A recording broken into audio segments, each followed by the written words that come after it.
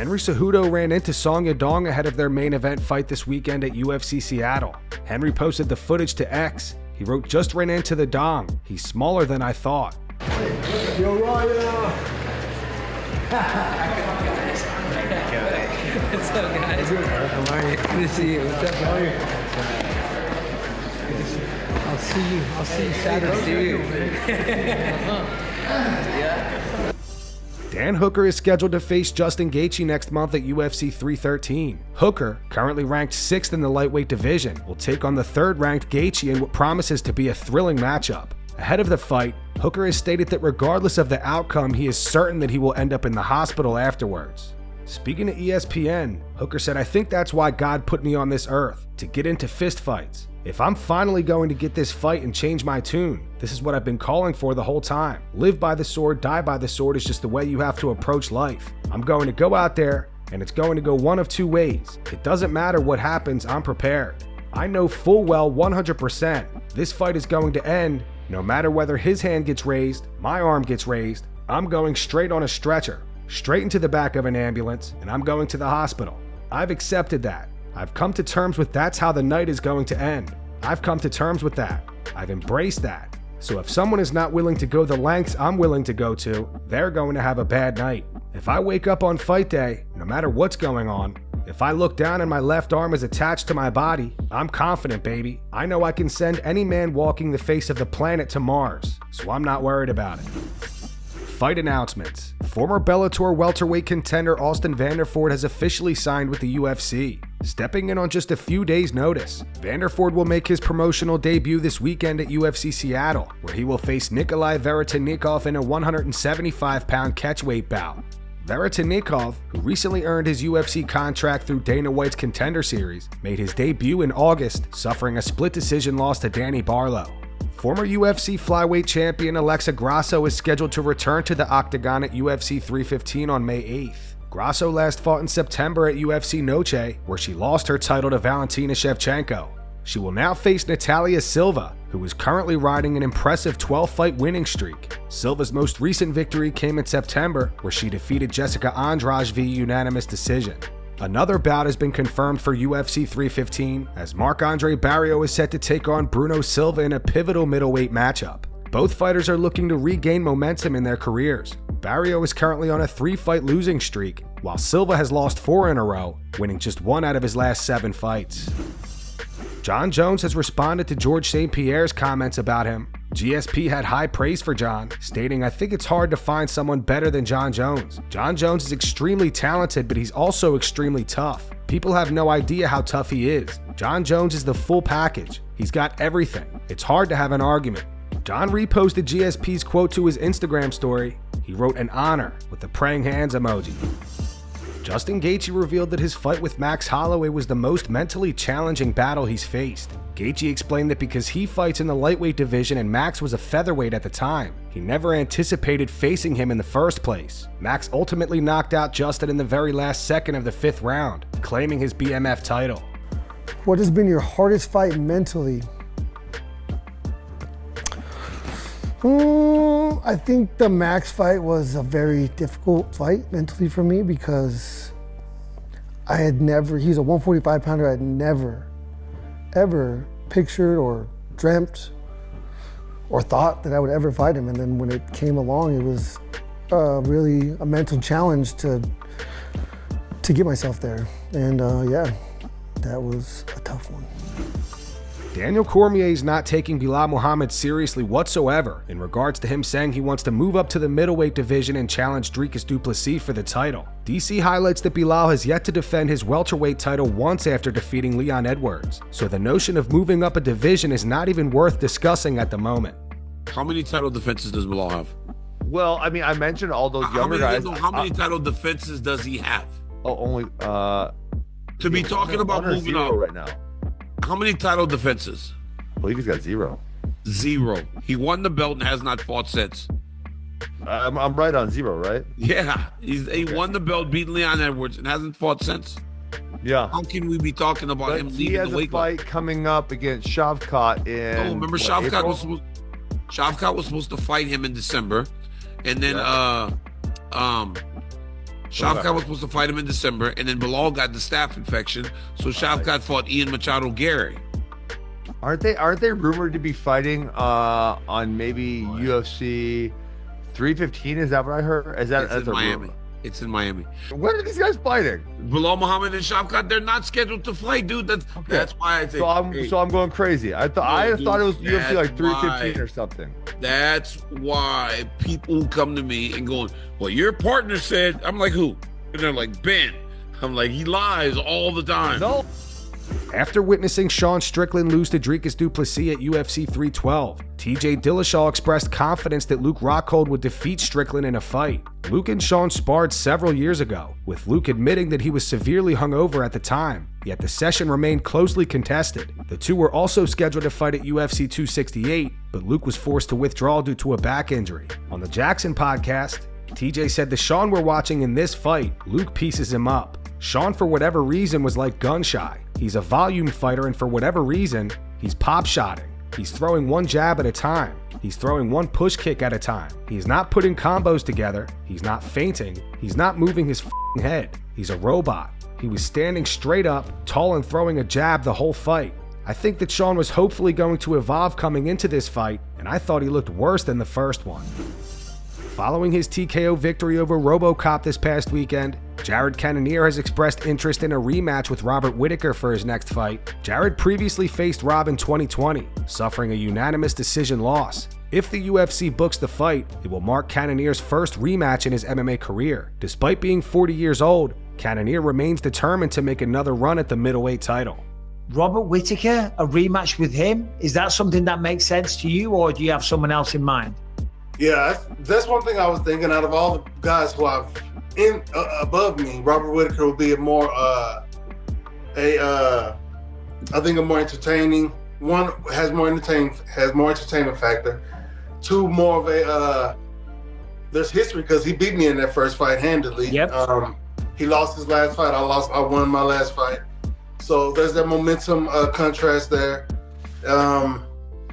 We're still close in the rankings. There's so many different factors, but yes, I think Robert Whittaker would be a good rematch to be had to help progress my career, hopefully towards the title, because that's definitely what I'm going for. I'm definitely aiming for the top. So theoretically, that would be the one. Yes.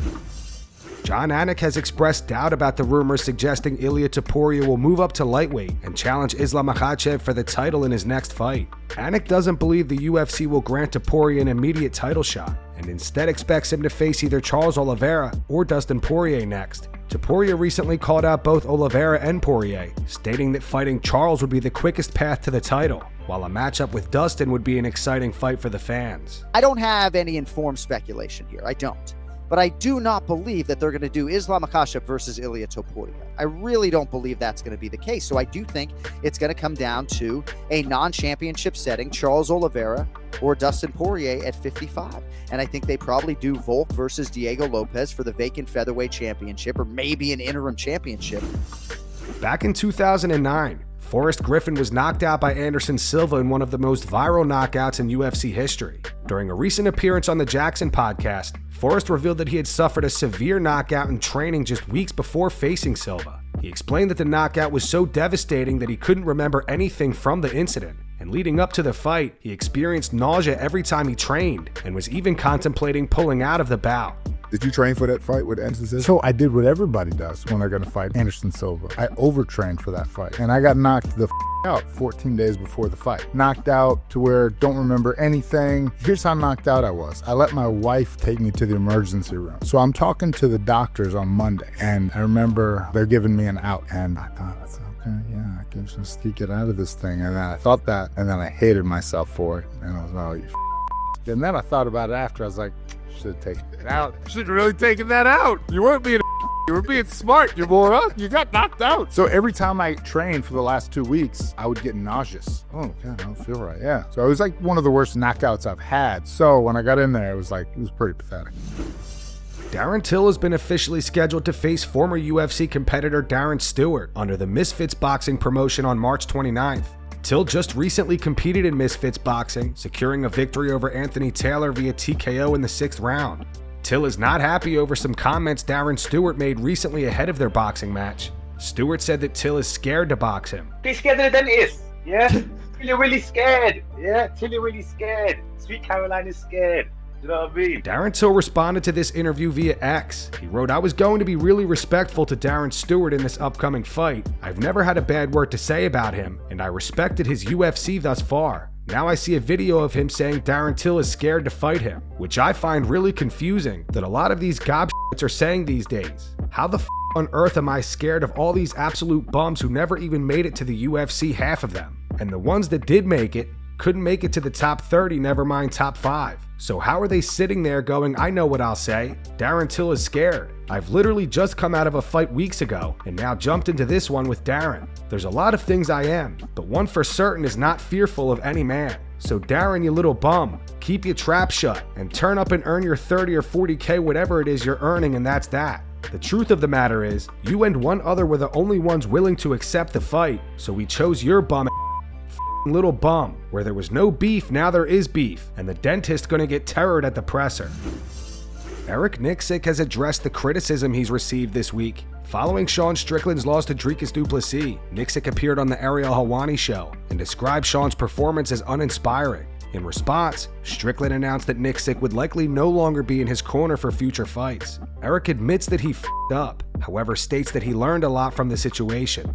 "I guarantee you this, if I'm in his corner or not, do you think he's going to fight harder next time?" Definitely. So, did I f*** up? Did I go out and call him out? Or did I say anything that no one else was saying? I was probably the best on him compared to Dean Thomas, yeah, or other people, right? Belal Muhammad, like these guys were going after him, and they're, oh, you're piling on. No, I'm being open and honest to the constructive criticism that we all should take on, right? Myself included, Danny, the gym, Sean, right? Yep. So I've learned so much during this time. I f***ed up. I shouldn't have said what I said, and I should have gone on Ariel. MMA media is not your friend. Ariel did nothing wrong. Right. But the way it splinters off into is where I f***ed up. But everything has a silver lining. And I learned a lot about myself during this time. I learned a lot about where my time is served. I learned a lot about people in my own gym. I learned a ton. And I come out of this on the other end going, I will be better for it. Thank you for showing me this.